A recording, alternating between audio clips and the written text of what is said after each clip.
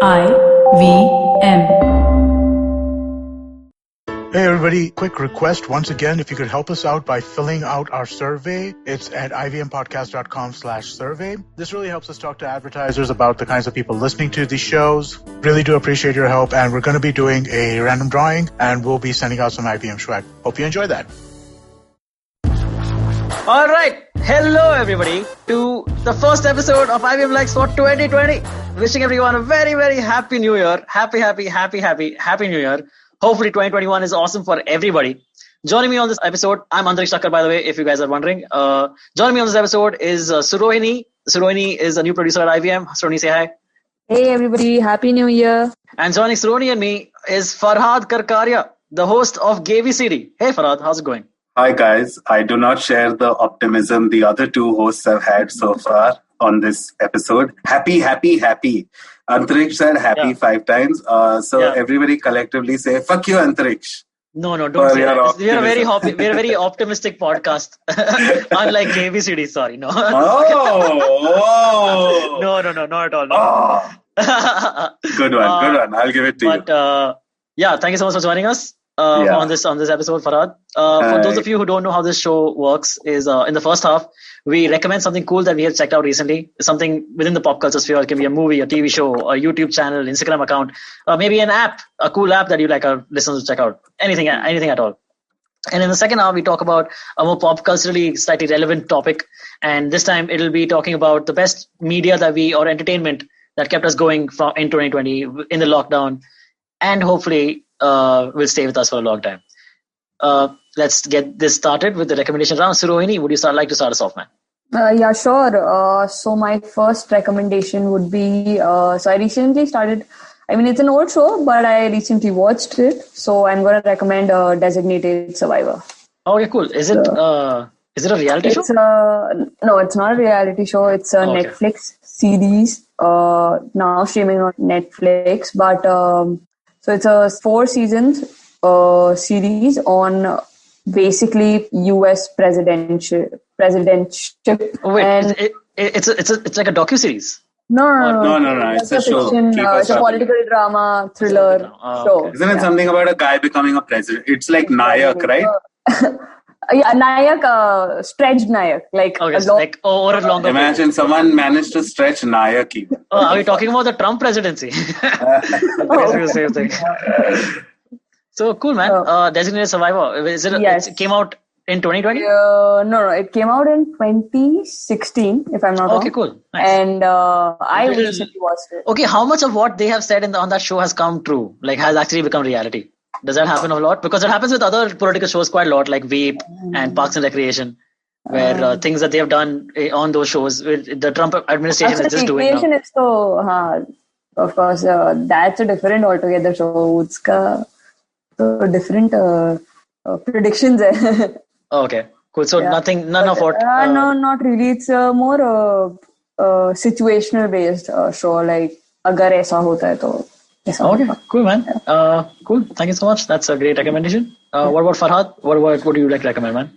Oh my God, I saw so much shit this year. But off the top of my head, the first thing that comes to my mind, and it was a little personal to me, but I saw, first of all, I don't know why I feel like I have this need to give a disclaimer that I don't like Netflix programming. Okay? Like, not at all. But the best thing I saw this year was also on Netflix. It was a documentary, like half fiction. No, not fiction at all. I don't know what the term is. It's not entirely a documentary, but it's basically called Dick Johnson is Dead. Have you guys heard of it? No. What is it about? Okay. It's comedy. It's a mockumentary. Not at all. Okay. It's okay. So I'll give you a rough idea of what it's about. It's basically there's this very famous documentarian. I don't know her name. I only immediately remember Googling it after watching Dick Johnson is Dead. But basically, what she's done is her father suffers from dementia. Okay. And she decides to just follow him around with a camera and make a fantasy film with her father as the protagonist, just to kind of as his memory gets wiped out in real time, in real life, Okay. She decides to follow him around and piece that footage together. Inside woven is the footage they shoot for the movie, which is fictional, but the entire movie is actually a documentary, and that really hit the spot for me. There are things that I love and then I can't stop recommending, but this particular show was so real and so close to me because, again, on GAYBCD I've been very vocal about it, but my dad got diagnosed with with dementia and early onset Alzheimer's, and I genuinely love to film my father all the time. So when I saw the level to which this documentarian had taken it, I was a little blown away. Yeah. So Dick Johnson is Dead was, again, I've seen 50 amazing things this year, but I think for some odd reason when someone asks me what is the best thing you saw this year, that's the first thing that comes to my mind. Okay. Wow. That's where is this available? It's on Netflix. Netflix. It came out this year, or it's been out for I think it came out this year. This year. Wow, cool. Yeah. Dick Johnson is Dead, right? Dick Johnson is Dead. Yes. Okay. Very cool, man. I'll talk about mine. I just 3 days back saw AK versus AK. I saw it too. Hey, nice. Hey, awesome. Yeah. What did ready for spoilers? I am ready. No, we won't spoil it too much. There's not much to spoil anyways. Just that Anil Kapoor dies in the end. No, he doesn't. Sorry. I thought it was... not that much. Okay. First of all, that's a life spoiler also. It doesn't work as a life spoiler because I think Anil Kapoor is never going to die. He's going to be the next Amitabh Bachchan. As in, he won't reach that level of superstardom. But I feel like civilization is wiped out. There's smoke everywhere. Everything is this, and Anil Kapoor is the only one left. I can imagine. Dude, now that I talk about it, I don't think I've seen Anil Kapoor die in any movie. Have you? Do you think he's died? I don't think he's ever died. Now that I think of it, even I can't think of it. Wow, man, you're right. Anil Kapoor is never going to die. I've not been aggressively. His parents die in Nayak, if that's any consolation. They get blown up. Consolation. They get blown up. Yeah, correct. Yeah. Nice. Yeah. So, AK versus AK, Anurag Kashyap versus Anil Kapoor, or vice versa. It all adds up. It's a cool, very cool shot in the way of a documentary. They it's a movie that is shot like a documentary about a movie within a movie that is being shot by Anurag Kashyap, and is the main protagonist is Anil Kapoor. And basically, things are happening in real life to Anil Kapoor, who's by the way playing himself. Things are happening in real life to Anil Kapoor that is being captured as part of the movie. It's a very cool concept, very different in our Indian genre. I loved the first 3/4 of the film, and the last quarter, I was they stressed it as usual. Even I felt the ending was a little convoluted. Yeah, exactly. But I constantly was also full of praise because how often do you see a Bollywood movie trying to break the fourth wall? Dude, absolutely. And also Anil Kapoor's acting was stellar, dude. He was actually really good. That scene where he gets hit by the car and then he has that whole monologue afterwards where I actually found that monologue so tacky. Oh, really? Any Bollywood movie, if you tell me, and I'll tell you off the top of my head, I remember Hum Dil De Chuke Sanam. That monologue was so bad. I have not seen a Salman Khan movie after that movie. I remember I saw it in the theater. Hum Dil De Chuke Sanam is what, 2001 maybe, 2000, and or 99, 98 even, pre-World Trade Center. But I remember sitting in the theater, and first of all, I was like, holy shit, my mom is really enjoying this movie, but Salman Khan is a fucking dick and I can't stand this movie. And then the last 10 minutes is a monologue between him and God. Oh my God, I wanted to die. That's on Sri and... that's in the church, no? He's in the church and he's talking to God there. Isn't that the thing? Yeah, as in basically he talks to his father in the sky, but it's ambiguous if it's God or his father. Whoever it is, fuck you for giving birth to Salman Khan. Salim Khan, man, poor guy. He made Sholay, no. And this is what he gets. No, I'm talking about fictional father. That and do you remember this movie called Shakti? Ishq Kameena. Kamina, Ishq Oh, yeah, Kamina. Shah Rukh Khan, Yeah, so basically even that movie ends with a 10-minute monologue, if not 15 or 20 minutes, where Shah Rukh Khan is shot by these railway tracks and he's alone on these railway tracks and all he wants is a cigarette. And for 10 minutes he goes into this monologue, which is so annoying because Shah Rukh Khan's anyways fucking hammy. And it was so bad. Okay, but sorry.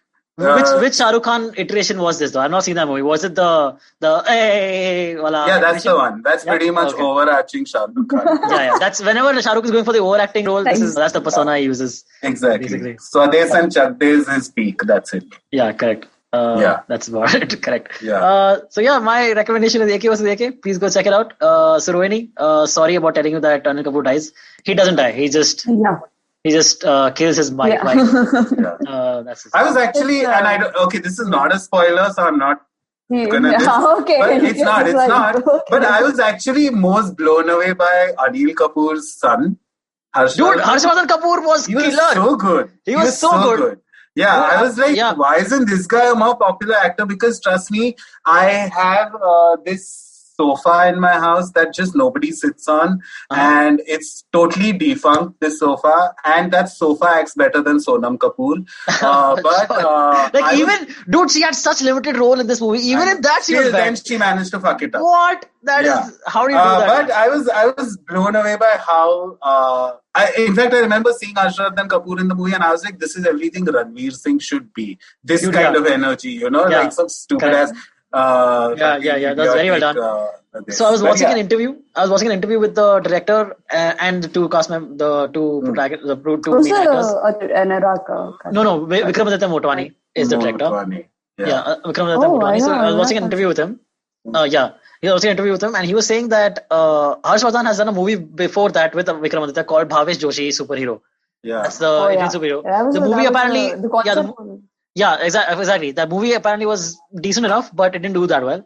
But he was like, Harshvardhan was so much better in this movie because he was talking in English. Like he thinks in English. So that's his you can tell like that's his usual language, the way he talks. Yeah.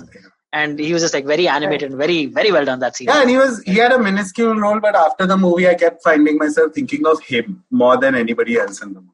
And apart from that monologue that set me off, but I thought Anil Kapoor has acted very well in this movie. Yeah, surprisingly, even Anurag Kashyap was great in this movie. Like acting-wise? Amazing. Yeah.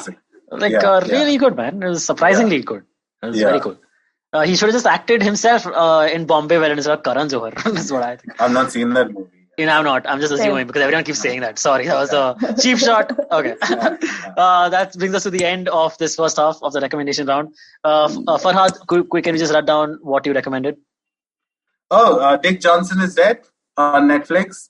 Fucking loved it. That's it. Yeah. Just watch it blindly, especially if you have old parents. Just watch that movie. Okay, awesome. And Surohini, what about you? I recommended Designated Survivor. I mean, it's a wish to watch. Is it also on Netflix? Yeah, it's on Netflix. Okay, it's also on Netflix.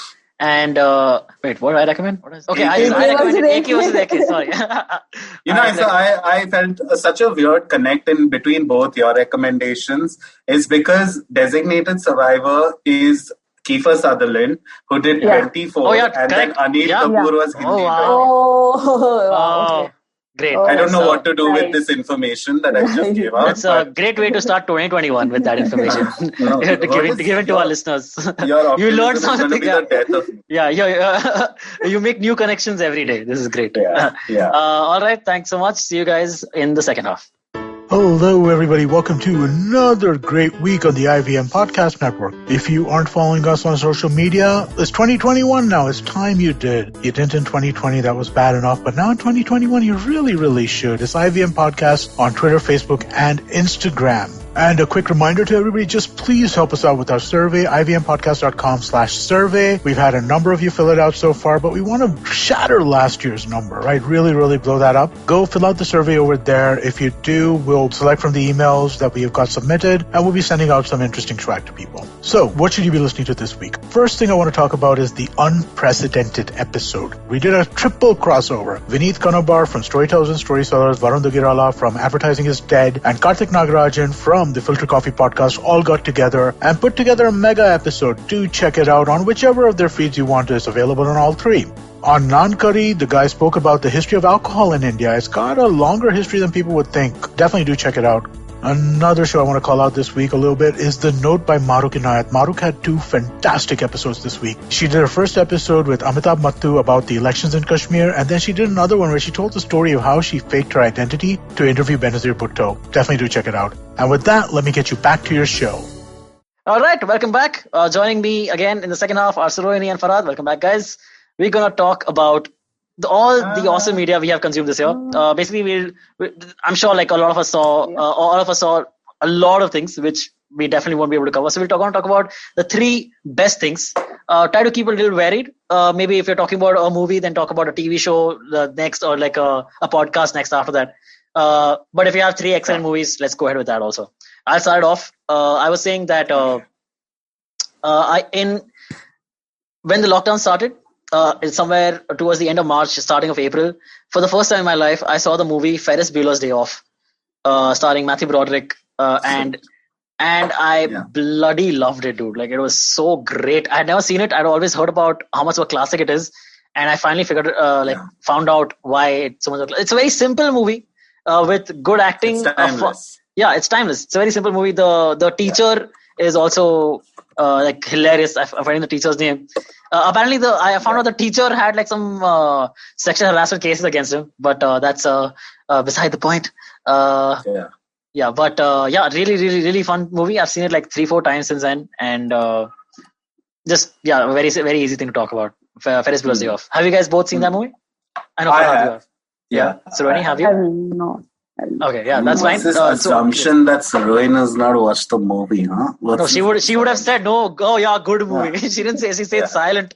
I know the reactions Ferris Bueller invokes. Yeah. That's the first thing I want to talk about. What about you, Farhad? Okay, so here's what happened. I remember, first of all, time is so warped in this lockdown because I recently, when someone told me that Tiger King came out during the lockdown, I was like, no f***ing ways. I felt like I saw it 3-4 years ago. But actually, it happened when the lockdown happened. So, I did sense something early on in the lockdown that first I was like, yes, I'm going to watch so much shit because you know how aggressively I consume. Whether it's books, movies, video games. I've played so many video games this year. Cool. I've downloaded a lot of video games. I haven't played much stuff. Oh my God, no. I luckily happen to have a PlayStation and an Xbox One now. So I went overboard with that kind of shit. But I remember I thought I'll watch all this new stuff. But then very quickly I realized that my attention span was not the same that it was pre-lockdown than it was in lockdown.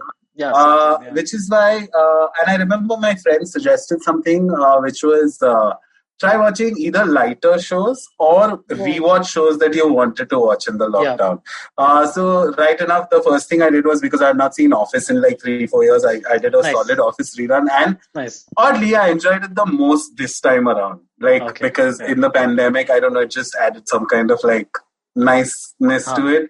But I found myself revisiting a lot of shows from my childhood. I'm 35. So I went back to Golden Girls and Roseanne and Frasier and... Wait, did you watch them as a kid, these shows? Or you saw them recently? I did. Wow. No. What? These are, by the way, can I tell you something? This is from a time, I'm saying 92, 93, when there was no Star Plus, Star World, nothing. It was just Star TV. It was Star TV. That's it. And basically, during the day, you get your Hindi programming. In the night, you get English programming. So the languages change suddenly. Oh, wow. And then all your Bold and Beautiful, Santa Barbara, which I did not watch in the lockdown. It's like the Cartoon Network TNT thing, where Cartoon Network used to become TNT. Do you remember? Exactly. Yeah. It used to become a movie, this in the night. Like that. So we used to get all these shows back then. As a kid, I used to watch all of them. And dude, I saw them as an adult again, and I absolutely fucking loved it. Fresh Prince of Bel-Air is one of my favorite things to watch while eating. Not seen it since I was a kid. And I don't know why there was something about rewatching stuff Yeah, I did a lot of rewatching, correct. Yeah. So that was there. But again, sorry, while I'm saying all of this, one thing that really stuck out for me early on in the pandemic was I had pre-pandemic attempted Schitt's Creek multiple times. Oh, okay. And I couldn't. I was like, I don't get the big deal about this TV show. Why is it such a... Because it was becoming a cult classic, like an indie classic. Now it's like a global hit and all of that. But back then I was like, why the fuck does everyone like this show? And 3 times I gave up on the show. But during the pandemic, I actually somehow, I don't know, I got the main vein of the show and I followed through, and it ended up being one of the best shows I've seen, not only in life, but this year. Okay, wow. Damn cool. Yeah. I think someone had recommended Schitt's Creek recently. I've been to check it out for a long while. It's adorable. It's I'll tell you this much, and I say this to all my friends. I said this to all my friends. It's not the funniest show. It's not the best show. It's very offbeat. It's very offbeat comedy. It's got one of the nicest, every show has its own heart. I felt like Schitt's Creek had like a beautiful heart. Yeah. Like the main heart of that show is just so in the right place, and it was lovely. It was amazing to watch. Man, I love Eugene Levy in everything. He's great in the classic American Pie movies. But Eugene Levy was a part of this improv troupe called Second City SCTV, Second City TV. Which, by the way, quick trivia, but his wife in Schitt's Creek, even she was in SCTV. So really, was she? Yeah, no, I didn't know. Moira Rose was also. That's how they know each other. Is she real life wife? No. No, she's not. She's not. Oh, okay, cool. But his son, Dan Levy, is the main guy. And his daughter is also, a lot of people don't know this, but even Dan Levy's sister and Eugene Levy's daughter is in the show. She plays Twyla, the restaurant. The diner girl. That's actually Dan Levy's sister and Eugene Levy's, who also has not the biggest role in the show, but she's quite vital to the show in her own way. Right. Oh, very cool. What about you, sir? But yeah, I felt like it was, I don't know if this is a good analogy, but I felt like it was the dal khichdi of shows. Like, it was so comforting. There's something so comforting about that show as you watch it that, I don't know, I just felt like while the world was going to shit and everything you read was crazy and the world was going crazy and all of that, somehow I feel like Schitt's Creek not only came at an opportune time and became popular at an opportune time, but it also does all the right things. Like, it's the first show where fucking LGBTQ representation is the best I've seen in years. It was outstanding. Okay, cool. Like, dude, I think rewatching was a huge thing. A lot of us ended up rewatching a lot of stuff and not much new stuff. Because, for instance, I noticed this year, I have not checked out a single piece of new music. Like, I've not discovered anything new. I've heard all my favorites. I heard the Beatles back to back and RHCB back to back. Yeah. But not a single piece of new music. Isn't that? In fact, I remember one of my favorite things was, this is the first time we all are from Bombay. Yeah. So, this is the first time we were hearing no traffic. Oh, sorry. But as it is the first time, I'm sure even you sensed it, but it was an awkward silence to live in Bombay. Not an awkward silence, but it was bizarre. It almost felt apocalyptic to suddenly not hear traffic, to not hear any fucking commotion and this under your house. So I remember back then, and because again, what's the point of showering, right? During the lockdown. Do you miss it now though? Like when you got on the road and traffic is back. While the lockdown was going on, I already knew when it was I'm saying the first 2 months, I was like, Farhad, make the most of this shit because it might, as in I don't want it to come back. But I want it to come back, but I don't want people to die. Yeah, correct. Also, dude, there's nothing wrong with wanting less traffic in your city. Obviously, that's a pretty... But I specifically remember my favorite thing became, and also it was fucking peak summer. So it was so hot and we were cooking our own meals and we were doing our own dishes. So I was like, showering wasn't helping because I would be sweaty again in an hour, and I was like, so I was taking 2-3 showers a day, but my favorite shower became the 2 a.m., 3 a.m. kind of shower where it is pin drop silence. And I would, like you said, even music wise, I reconnected to a lot of not only Hindi in terms of Kishore Kumar and Rafi and Hemant Kumar and stuff, but I kind of, whose birthday it was last week, by the way. Really? Yeah. Oh, yeah, you mentioned it on the podcast, I think. On GAYBCD, you mentioned yeah, I did. I don't know. I'm a huge Rafi fan, by the way. But not even like just Rafi and all, but I'm saying like even Indian classical, I sort of ventured into that zone and to suddenly listen to like different rags and Malhar and Bhairavi. And I was like, wow, this is great shit. And a pin drop silence outside, there's a good reverb in the bathroom because it's late in the night. I thoroughly speakers? Do you have speakers in the washroom or do you use phone speakers? No, terrible. I would never use phone speakers. Yeah, thank God. I have a Bose that goes with me everywhere. Nice. That is extra elite now. Okay. Sorry I asked, man. Sorry. Even English-wise, I remember I had this odd phase for 2-3 months where I kind of went back to Creed, Linkin Park, Evanescence, that kind of shit, which I entirely stopped listening to. Revisiting was a huge, I don't know what it does for lockdowns and isolation. Yeah, I think it's really a nostalgia feel where... Also, I think what happens is when you watch something, or especially music, when you listen to some new music, you associate it with the time you first heard it. So I think maybe that was it. Can I tell you something? I read somewhere once. It's always nice when you're finding new music. Never find it in the morning. Always find it in the evening or in the night.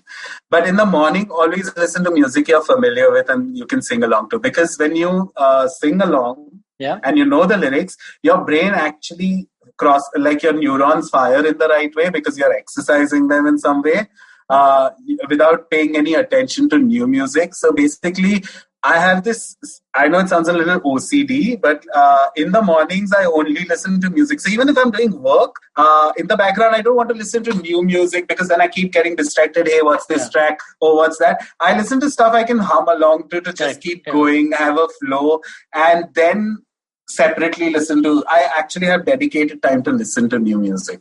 So yeah. Okay, nice. Yeah. So that was Schitt's Creek. Thanks. All right. Moving on to Surohini. And new music. Oh, sorry. Old music. Yes. Correct. Old music. Surohini, yes. What would you like to talk about? So I didn't quite rewatched anything, but I would say I played some. So I kind of got introduced to a Pakistani singer called Daniel Zafar, Ali Zafar's brother. So I kind of, so his songs, he's out. So his songs. That's the beauty of Zoom calls. Actually, holy shit, he's cute. Okay, now you're not. I got introduced to his songs. Sorry. What is the spelling of his name? Danyal. Danyal. Too much muscle. But yeah, so okay, so I got introduced to his songs and they're really nice. It's more like pop and fusion of pop and classical music. Yeah. Okay, cool, man. Sweet. Is he newer in the industry than Ali Zafar, or has he been around for a while or something? No, he's been around for a while, but newer. Like Ali Zafar is quite old in the industry. I think he's. Man, ये थोड़ा पाकिस्तान का अमाल Malik Poor Danny Zafar will never come to work in India, sadly, because Pakistani artists are no longer allowed. Ali Zafar got the chance mil gaya, but oh well. Yeah, he's what I'd call Splitsvilla hot. Like he's hot in a Splitsvilla kind of a way. Yeah. Like, are you calling him dumb also? Sorry. As in... Okay, sure. No comment. Moving ahead. Okay, so that was Danny Zafar, Ali Zafar's brother. Please go check him out if you would like. Yes. A documentary that I saw this year, a docu-series that I saw this year that blew me away because I'm always interested in stand-up and the history of stand-up and stand-up comedy and what have you. Showtime, the channel Showtime, American channel, released a documentary this year about the Comedy Store. It's a 5-part documentary. Excellent. Made by a comedian who is no longer working anymore. I'm forgetting it. I'm blanking on his name right now. Something Bob something. And made by a comedian who's not really a comedian anymore. He's been making movies and documentaries for a while. But back in the 80s and the 70s, he was a comedian at the Comedy Store. For those who don't know, Comedy Store is like the mecca of comedy. That's where the venue that has the biggest bragging rights in stand-up comics. Okay, hey man, I'm a regular at the Comedy Store. I perform regularly at the Comedy Store. That's what the Comedy Store basically brings. A lot of legitimacy. So they talk about the entire history of the Comedy Store, starting back in the 60s and 70s and 80s with all the big acts that we now know, like Jay Leno and David Letterman and Jerry Seinfeld, Ray Romano, Mark Maron. All these people are on the podcast. Chris Rock is there. Just talking about the good old days, talking about Freddie Prinze Jr. and his rise. Hey, this is a podcast or a TV show? So, two things. If you're talking about a podcast that talks about the history of stand-up, I'll give you that also. Thanks for bringing it up. But this is a documentary. But the podcast that talks about the history of stand-up is the podcast called The History of Stand-Up, if you're interested. But that doesn't talk about just the Comedy Store. This one is just particularly sticking to the Comedy Store and how the Comedy Store developed. There were other venues in LA, but the Comedy Store is one of the oldest venues, comedy venues, comedy clubs in LA. So yeah, it talks about. So each episode talks about like a different era. The first era is starting with Freddie Prinze, and then till the end, death of Freddie Prinze Jr. To the death of Freddie Prinze. Then it goes on to Sam Kinison, another like famous but very highly troubled comedian of his time. Then it ends with the death of him, his death with overdosing on. No, actually, he had a car accident. But a lot of comedians have died with overdosing on drugs, as you can imagine. Mm-hmm. And then it went on to like current day. Where for a while, for like over 10 years, starting from early 2000s till about 3-4 years back, the Comedy Store it was dead. Now we are going through a second comedy boom, as they say. But Comedy Store had died till Joe Rogan came back to the Comedy Store. Like he had stopped performing because he had like a very bad experience back in the early 2000s with another comedian. He had a fight and became like a huge thing. So he stopped going to the Comedy Store to perform, and they finally got him back, which became like a huge event. And that after 3 months after that, the Comedy Store started being full every night again. So now if you go to the Comedy Store, it is a packed venue every single night of the week. Even Mondays are packed, which are like famously super difficult to pack at a comedy club. So watch the documentary, and just if you're interested in comedy at all, please check it out. And the podcast that talks about the history of stand-up is The History of Stand-up. You should check that out as well. But yes, that is... I have can I throw in a great podcast recommendation? Yes, absolutely. I was going to get to that, yeah. Everything is Alive. Have you heard of it? No. Okay, it's probably one of the best things I've ever heard in my life or consumed. The concept is fucking whacked. It's basically this guy who talks to different people, but they don't talk back as people. They talk back as everyday objects. So, for example... He interviews a bar of soap. He interviews an elevator. He interviews a can of cola. And he just asks them very deep, without wanting to be deep.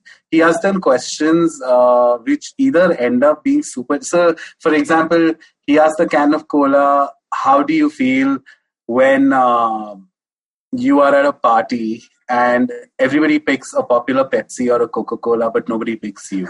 How does it feel to be a can of cola? And then the can of cola responds saying that something to the effect of, I'm okay being a can of cola, but it could have been worse if I was a soup can, because then they are opened in the worst ways possible. Yeah. Like they are actually torn open, and they have that little can opener and all. So it's honestly one of the best things I found. But who is playing this character? Are these comedians? He talks to different people. Oh, they're okay. And I'm not sure if I've got this right, but somewhere I heard it actually is inspired from a subreddit where people imagine a certain thing, and then so if it's a bar of soap, he'll ask this person who's talking back as a bar of soap, basically, like, does everybody in the family use you or just one person use you? What do you feel about 3-in-1 body washes? What do you feel? He talks to a person, but they answer back like they were, and it's entirely improvised, by the way. Oh, cool. That's another thing I found very cool. This sounds like a podcast that I follow called Comedy Bang Bang. Okay. I mean, I used to follow. I haven't heard an episode in a few months. But so Comedy Bang Bang is hosted by Scott Aukerman, and who's an improviser, who's like an improvising legend, as an improv legend. And Comedy Bang Bang basically has 2 people on the show. Actually, they have a number of guests. It ranges from 3 guests to 4 guests sometimes also. And so they have people playing themselves, like talking, being interviewed as themselves, and then in the second half they come on as characters. So they're usually like comedians and improvisers, and they're always like playing some character, and they're like very out of left field characters sometimes, and it's very funny. Yeah. So a podcast that I fell in love with this year is a podcast called Legion of Skanks. Have either of you heard of this podcast by any chance? I haven't. It is hosted by 3 comedians. Big J. Okerson. They're all 3 New York comics. Big J. Okerson, Louis J. Gomez, and Sam Smith. All 3 of them hilarious in their own right. They have a podcast together called Legion of Skanks, which touts itself to be the most offensive podcast there is. And they are super offensive. Like anything offensive, they have talked about it, dude. And I just found them out this year. I'm sad that I didn't know them earlier. But man, they have changed my entire thinking about what basically comedy can go, like to what extent comedy can go through. And they have like this hugely dedicated audience. So they are secure in the way that whatever we say, our audience likes that. Like they expect that. So they're like, nobody's gonna be able to cancel them ever. So they say the most outrageous stuff, man. The stuff that I cannot talk about on this podcast.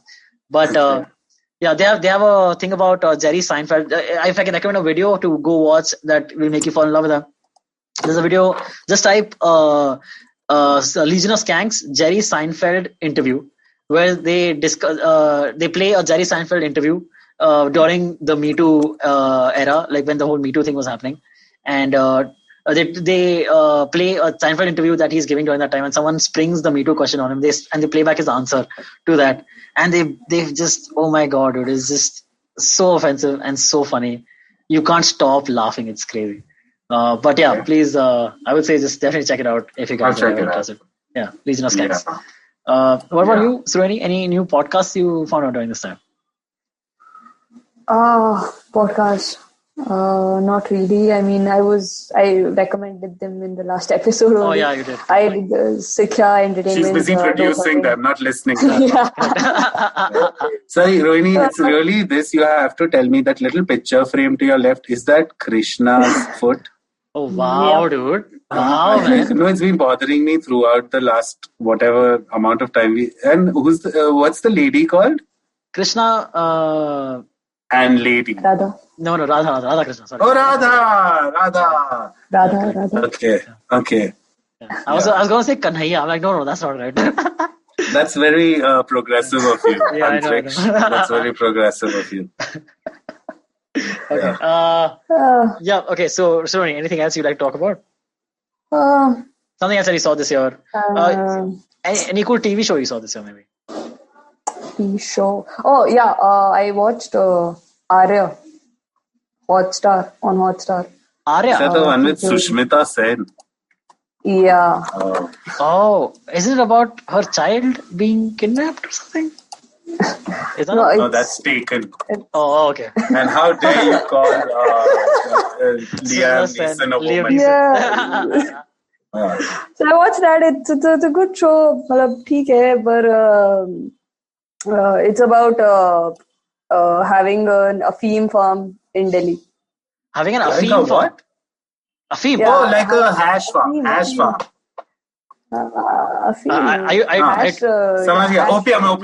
Opium. Yeah. Yeah, hash. Yes, yeah, opium, yes. I think you're getting your stories confused. Sorry. It's so funny, my mom never says hash or charas, she only says Afeem. Oh, my mother only says ganja karte ho. Ganja karte ho. And what do you say to that? No, never. What do you say to that? Never. I'm like, no, mom, what are you saying? Okay. Obviously, she doesn't listen to podcasts. Yeah, luckily not. Not this one. No. Okay. Send me a file of this after we are done recording. Oh, why? You want to send it to my mother? No, please don't. Just, it will be a fun 2021 April Fool's prank. Oh, okay, cool. Yeah. We'll do. Okay, yeah, let's just going forward. You were talking about? Sorry. Arya, yeah. So it's about Afeem farm. It's about that. Yeah, they have the legal and illegal business, and it's about. It's more about a family drama.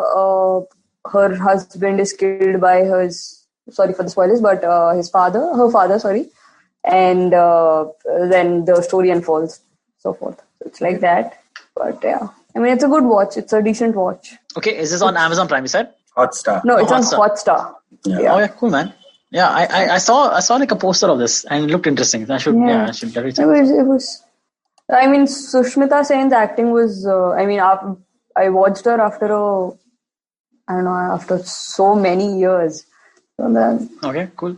So, I won't talk about a few in the end, disclosing this all. I want to talk about a few YouTube channels if you guys are interested in talking about, because I have been so just hooked to YouTube. Most of my lockdown has been spent just endlessly browsing through YouTube videos, and I've gotten hooked to. So I follow this anime and manga of the anime called One Piece, which is like the highest selling manga in all of history, and all some crazy numbers doing.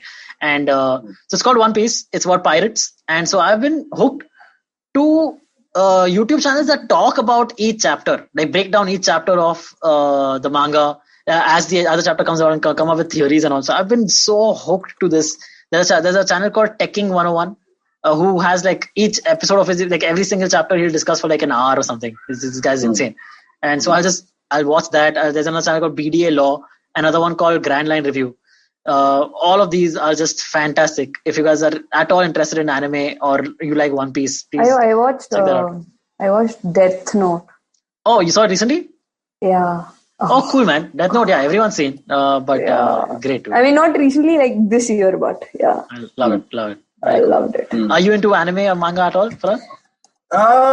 Studio Ghibli is where I draw the line. I also, there is I loved Neon Evangelion. Neon Evangelion. I always get tongue-tied. Neon Genesis Evangelion. Yeah, correct. I thoroughly enjoyed that. But speaking of YouTube, I found something amazing. As in, I found an amazing person because of something he started doing in the lockdown. He's a comedian. Samay Raina. Kya? Yeah, Samay Raina. No. I don't know what you're saying. You're just making sounds. No. That was I'll talk about him. Yeah, I'll get to him. No, please go ahead. A stand-up comedian called Joe Pera. Yeah. He's done this show called Relaxing Footage with Joe Pera. And what he's done is he's created a show for all... Basically, in one of the episodes, he says how he's made it for all the doctors and nurses who are tired working in the pandemic. When they come home, this is the show for them. And it's a very simple idea, but it's done beautifully. I'm not sure if he suffers from some kind of disability, but Joe Pera has a very unique style of talking. And what he does is he takes random free stock footage from the internet of like just forests and animals and waterfalls and random as BBC Planet Earth type shit. And he just talks over it in a very soothing way for like 30 to 40 minutes. I found. But what does he talk about? Is he talking about the footage or just any random stuff? No, he just randomly keeps talking about goldfish, and then he'll suddenly he'll talk about dreaming, and he'll talk about random ass shit. I can't put a finger on it. That's what also makes this, and not relatable at all. Like just it's switching. Nothing. No, it's related to the footage in some way that gives him the cue, but he just spirals off in some random conversations based on the footage that's going on, and it's usually very relaxing, peaceful footage, basically. And I was so blown away by the concept that I actually looked him up, and then I found that he's done an Adult Swim show called Joe Pera Puts You to Sleep. Okay. Where again it's like mini animated episodes, like 10 minutes, 12 minutes each. Yeah. And he just talks like very soothing for 10 to 12 minutes, and he just does. Is it like ASMR? Is it like ASMR? No, it's not ASMR, but yeah, it's a monologue each time. Okay. But just the way his brain works is very fascinating, and it's adorable. Like, I don't know, one of my biggest revelations this year got cancelled in the same year was Chris D'Elia. I used to never watch Chris D'Elia, yeah, dude. Yeah, I used to never this. I fell in love with Congratulations so much, then this year I found it this year. Did you watch him on The Fighter and the Kid? No, I'm not. But a huge part of my early lockdown was listening to Congratulations while cooking. Yeah. And unfortunately, then he got cancelled. For me. I know, but he had some great episodes, man. Yeah. Also, I don't know if his cancellation sticks or something, because... Let's not go there. Yeah. Let's not go there. Who knows? Yeah. But very sad, man. Very sad. Yeah. That happened to a lot of... okay, let's not go there. All right. So this one more channel I want to really talk about. I talked about recently somewhere as well. Random Chicky Bomb is a YouTube channel by Rahul Subramanian and Kumar Varun. They have a show on that channel called Quizzing with Comedians, which is just fantastic. It's a quiz show, but Kumar Varun is just a fantastic quiz master because basically the answers are not that difficult. They're like things we all, for the most part, all know. But he asks the questions in such interesting ways that he makes that challenging. But that when you listen to the answer, like, oh, of course, yeah, that makes sense. So most of the answers are like that, and they're so well done. And they're all comics on it. I watch a lot of things comedy related. So sweet, I'll check it out. Quizzing with Comedians, please check it out. Yeah. And that's, I think, the end of what I want to talk about on this episode. Anything else, Farhad, that we missed out? I'm sure we missed out a lot of things. I'll keep going on. Yeah, maybe we can have you back. And this and that. Yeah, we'll have you back soon and we can continue this conversation. Sure. Cool. Okay. One cool thing that you are meaning to check out in 2021. The Matrix. Oh, there's a new Matrix movie coming. Correct. Yeah. Yes. The Matrix and all the John Wicks. Yeah. John Wick 4 and 5 is apparently coming out together. And I'm a total sucker for that. Okay, cool, man. Yeah. I saw those, the Marvel Cup presentation, MCU, the Disney, the TV show that are coming. I saw the presentation, like, oh god, all those shows look great. Like the Falcon and Winter Soldier, WandaVision, all that stuff. I'm pretty Stranger Things are also coming in 2021 or what? What is coming? Stranger Things. Stranger Things, I'm not sure. It must be. I'm sure. Stranger Things will go on for a while. They're not going to end it. But, yeah. Anyway, thank you so much, guys. I was just going to crack a joke about how the only Stranger thing now would be if the show continues. That's the most strangest thing that can happen. Oh, sorry. Quick thing about Stranger Things related to, did you watch that Holmes movie? The one with the actress 11? Sherlock Holmes' sister. Emma Holmes, what? Emily Holmes. Enola Holmes. Enola, sorry, Yeah. Did you guys watch that? Yeah, I watched that. It was quite nice, no? It was quite nice. It was nice. That was fair enough. I think there might be a sequel to that. Oh, really? Okay. Yeah, I think that. All right. Something else to look forward to in 2021, hopefully. All right. Thank you so much, guys. You guys are awesome. Sorry, I assaulted you all with my hair. No, that's cool. No worries. Okay. It looks good, man. Just say that was the intended hairstyle, so people don't feel bad. But there's nothing about this is intended. You can tell. Oh, okay, cool. Fair enough. That also works. Okay. Anyway, Farhad, where can people follow you online? Farhad Karkaria. You can just look up Farhad Karkaria. Okay, look up Farhad Karkaria. Follow him everywhere. I'm like Gandalf. I'll show up. Yeah, and please listen to the GAYBCD podcast if you haven't. Yeah. Thank you. Surohini, what about you? You can follow me on Twitter, Surohini Jain. Okay, awesome. And you can follow me on Instagram at Antariksh T. Thank you so much, guys. This has been IVM Likes. See you guys next week. Thanks. Bye.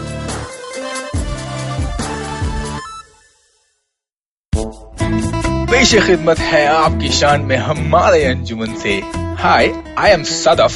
And I am Arshit. खाने का इतिहास, economics, policy, psychology, सब है menu पे. Only on the Nankali podcast every Wednesday. सिर्फ IVM podcast app या website पर या फिर जहां से भी आप अपने पॉडकास्ट सुनते हो. Sachin Tendulkar, Virat Kohli, Don Bradman, and now Cyrus Brocha. Okay, probably not in the right company. I mean, Don Bradman is Australian. But it's called Cyrus Says, a wonderful show about everything. Find the show on the IVM Podcast app, ivmpodcast.com, or wherever you listen to podcasts.